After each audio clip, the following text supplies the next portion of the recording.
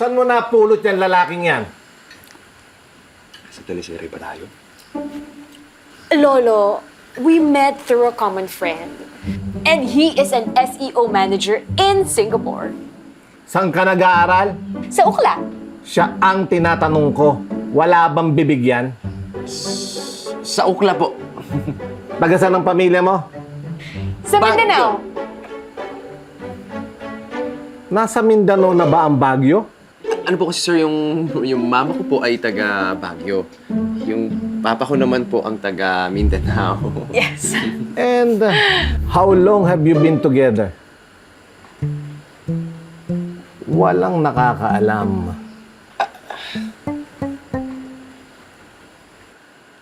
Sir,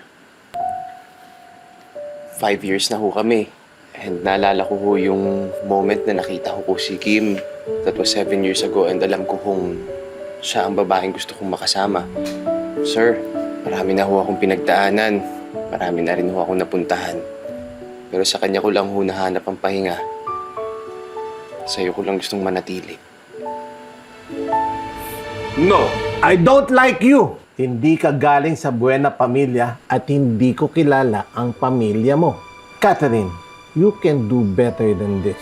Tandaan mo, tinalikuran mo ang pamilya mo. At dahil doon, nawala ang mama mo. You are a useless rebel. Umalis ka, tapos pagbalik mo, may dala kang kung anong kalokohan. Magtigil ka! Ate Catherine, anong ginagawa mo dito? Kala ko kung nalimutan mo na pagiging Buenavista. Catherine, Buenavista ang full name mo? Wow, parang soap opera.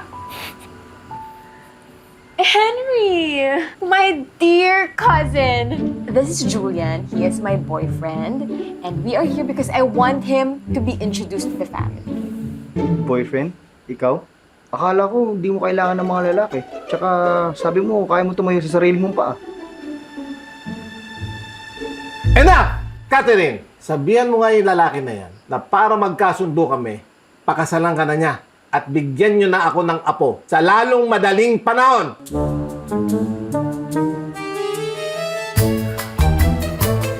Paano na to? Hindi naman tayo pwede magpakasal. Pero kung bibigyan ka ng apo, ayun, pwede kong gawin yun.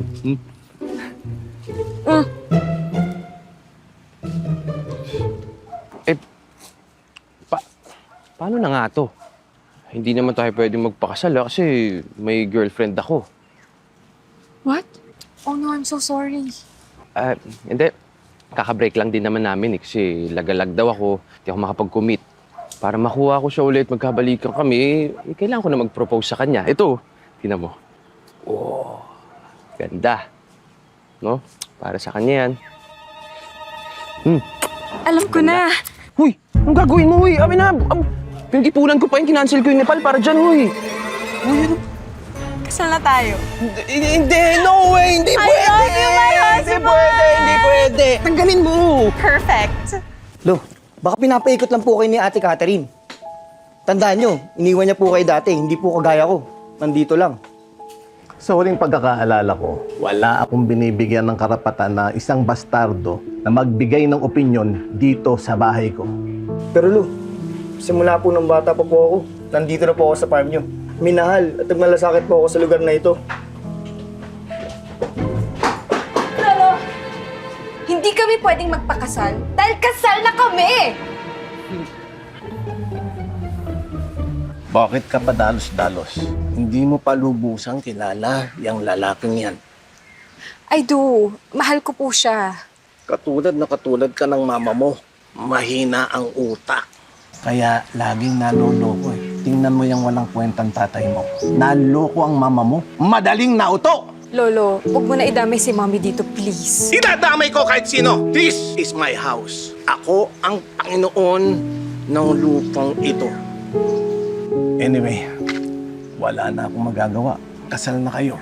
Ayoko lang makikita na nahihirapan ka o lokohin ka. Ako na lang palagi ang nagpoprotekta sa mga babae sa pamilyang ito.